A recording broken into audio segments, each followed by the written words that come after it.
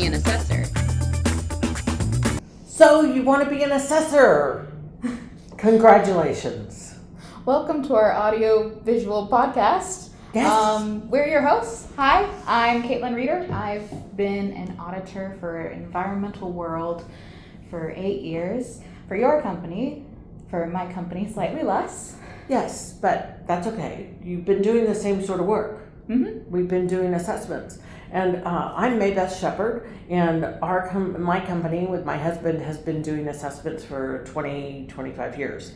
And so we have a few stories that we thought we'd share. If you are thinking about wanting to be an assessor, then we'd love to hear what you think.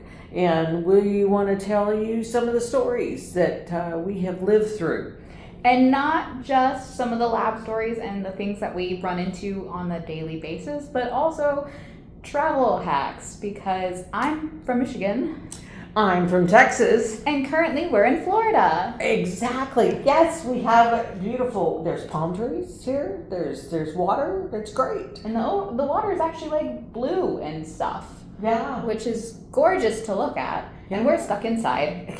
I know, we're here for a conference. Anyway, so we wanted to tell you some of our travel stories or travel hacks. Both are decent terms. Do you have any particular story you want to share? Or what happened this week? What story do I need? Yeah, which one? This week, thankfully, was pretty good. The only trouble we ran into was being a little over full, which happens during the summer. Especially when you're going to a place like Orlando. Exactly. The planes tend to be quite full. Mm-hmm. And when they're full, they're not nearly as comfortable. You can't stretch out or, take up a little bit more space. And while I'm the first one to sign up to just be like, oh yeah, I'll take the next flight, doesn't necessarily work when you're on a deadline to be somewhere. Exactly. That's a problem as an assessor. Mm-hmm. Now, granted, this time, Mike and I were traveling from California to Florida, which was a really long trip, made longer by the 4-hour delay. But we were in the Minneapolis airport at the time, and so we just hung out in the Minneapolis airport for 4 extra hours. But hey, we did get here. It wasn't quite midnight by the time we got here, so yay! And the time change was working against you. It was. Doesn't help. It was. We lost 3 hours plus 4 hours plus, so just most of a day. But that's okay. That's all right. We did sleep in a little bit the next morning. Yes, we did. That was a Saturday. No, Or Saturday. Sunday? The days run together. You never know what day it is. Never know. And so those assessment day or not assessment day. That's all I got. Yeah, exactly. Am I working today? Am I working at some place I know or don't know today? True. So what kinds of fun stories do you have for going to different places that you don't know? Ooh, new places that I don't know. Probably. There's always a little bit of mystery when you show up to a new location. Right. And we have been to some really interesting new locations, like the ones in Yosemite. Yes. Did you know there was a lab in Yosemite? Because I sure didn't. Not only one, but 2. There's 2. It's amazing. And they're not big labs. Tiny. But they take 4 hours to get to. With no Wi-Fi. Or internet access at all, because you're in the middle of a national forest. Yes. On a tall mountain with big trees. Yep. Yeah. So definitely needed to download the map. Of course, we didn't know that at the time. Forgot to mention that ahead of time. So we didn't have the right map. Yeah, that was a problem. Ended up on the wrong road, and thankfully some local hikers were like, you look lost. I remember. Yes, they were like, I'm guessing you're not supposed to be here, as we're at the top of a hill with just a water barrel storage tank. Yeah. It was a water storage, I think it was a rainwater collection tank or something. Mm-hmm. And we were looking for the water treatment plant. Very so different. We thought, hey, it's water. And they said, I don't think you really want to be here. We're like, I probably not. But So they helped us get where we wanted to be. It's all good. It was all great. That was a wild one. There was one time, I think it was your husband and I, they gave us the lab address and said, we're kind of hard to find, but just so you know, we're on the right. And I was like, okay.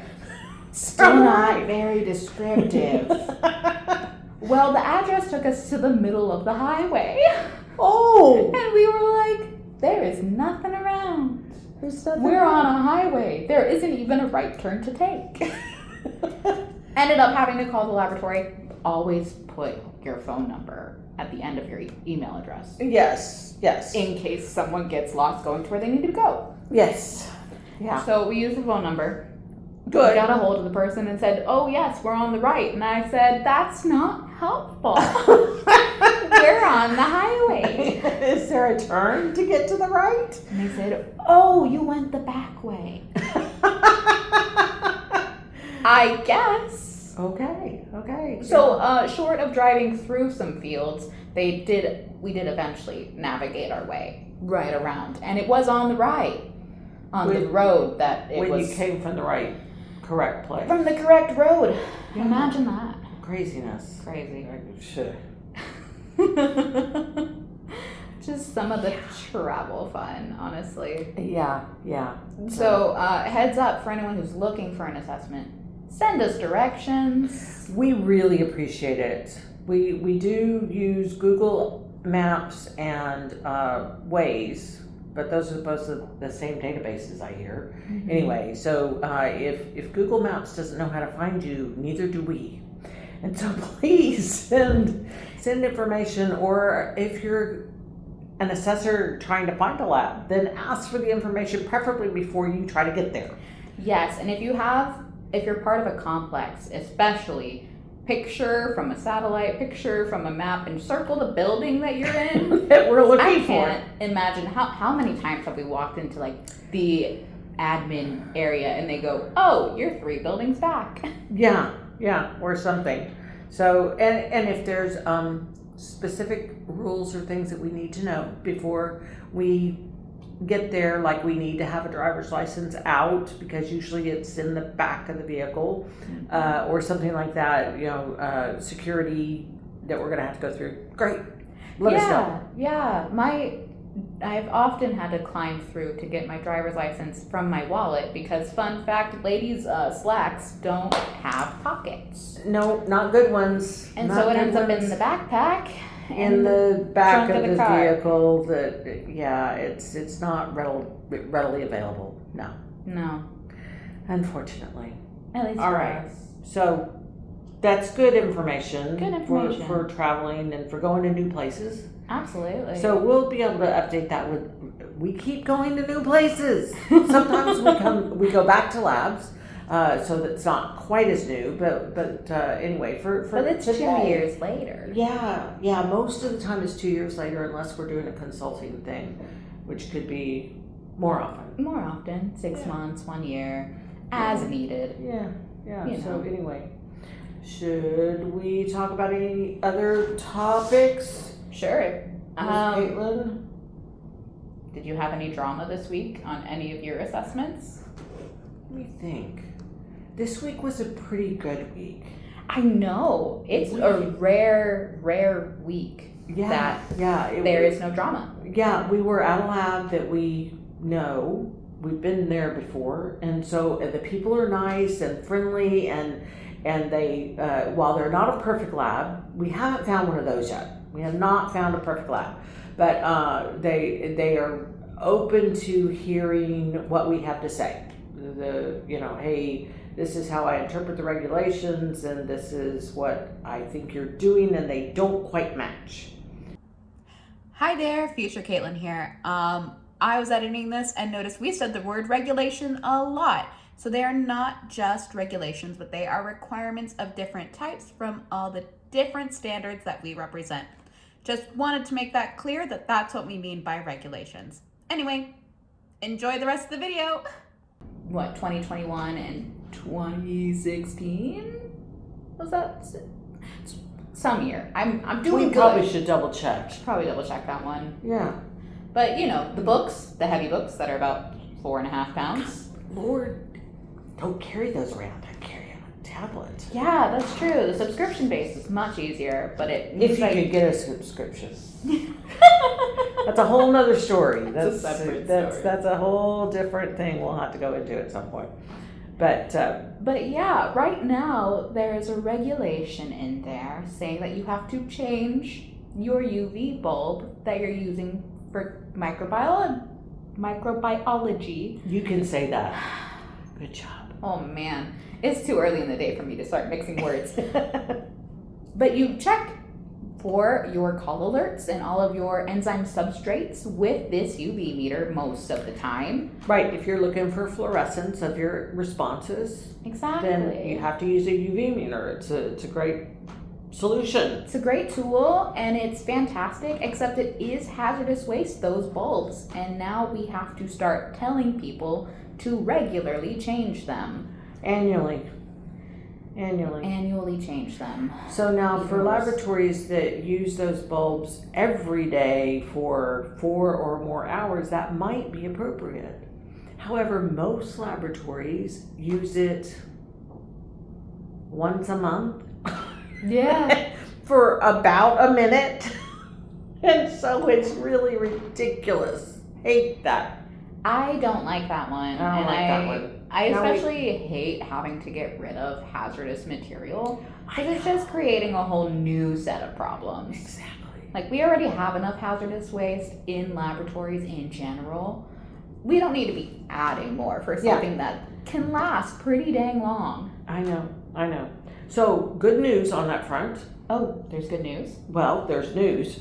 I don't know how good it is. But anyway, so I hear that somebody is coming out with an LED version of a UV bulb. So that's the option. That is an option. I have no idea how much it costs. Not sure I want to know.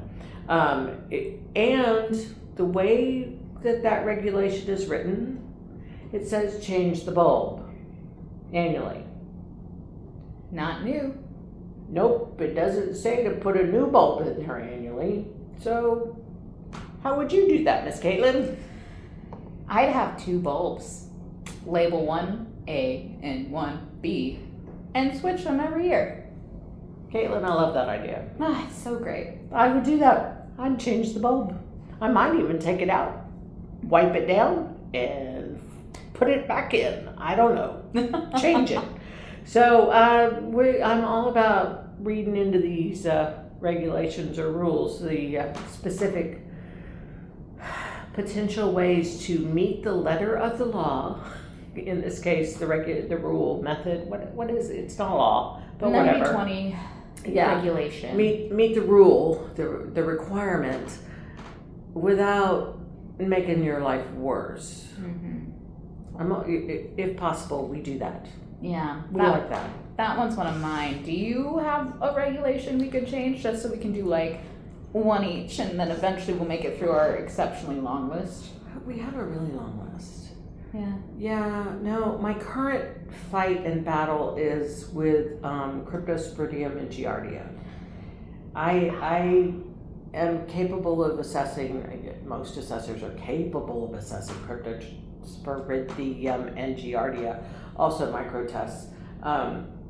Not me. Didn't want to do it. I Didn't want to know, touch it. I It know. is a 40 beast. plus hour class, and then you have to pass the test. There's a test with a 90 to be able to do this.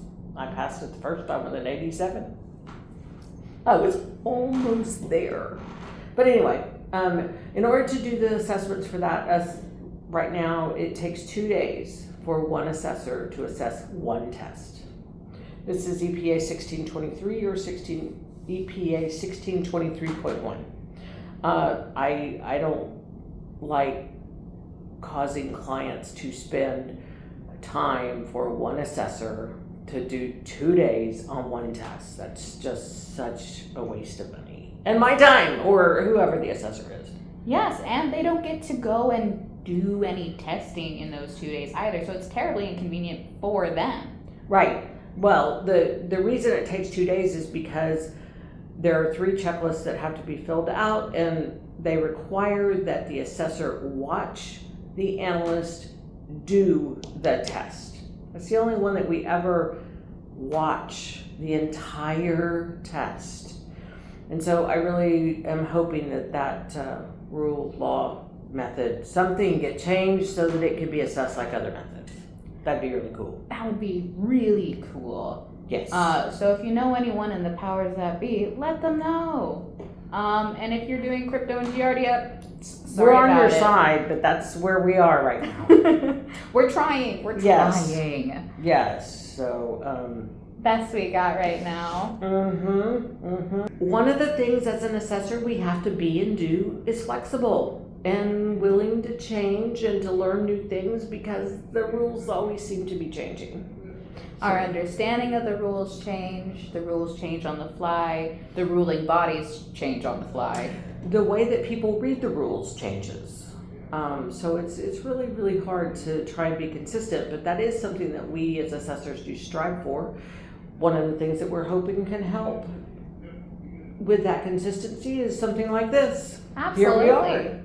We're doing it. We're doing it. Now we just need other assessors to come and learn and share their wisdom, so we can all hopefully Yes. be similar in thoughts, in minds, in the way we write things.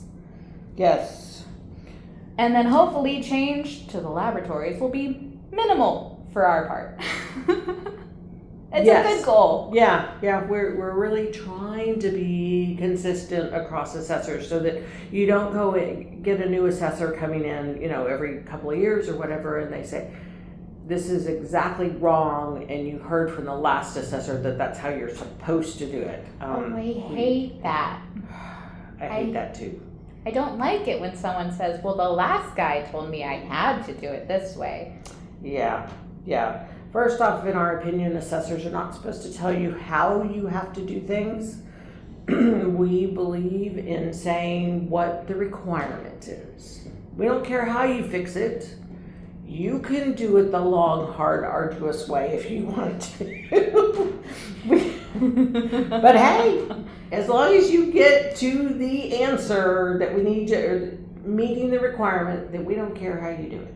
Yeah, exactly. This isn't a show your work for the teacher kind of thing. That's true. It does seem like we have to write a lot of stuff down. True. But it's not necessarily a show your work. I Right. agree. It's a did you get to the right place when you're done? Absolutely. So Caitlin, I think that we're doing pretty good. I think we are too. For our first run. For our first run, why don't we stop there? We can always add more. Absolutely. Or anyway. This may be our break for a sponsor. We may be coming back for more. Yeah. Who knows? Exactly. Love to hear from you. Absolutely. And tune in next time if we do this again to So You Want to Be an Assessor. Exactly.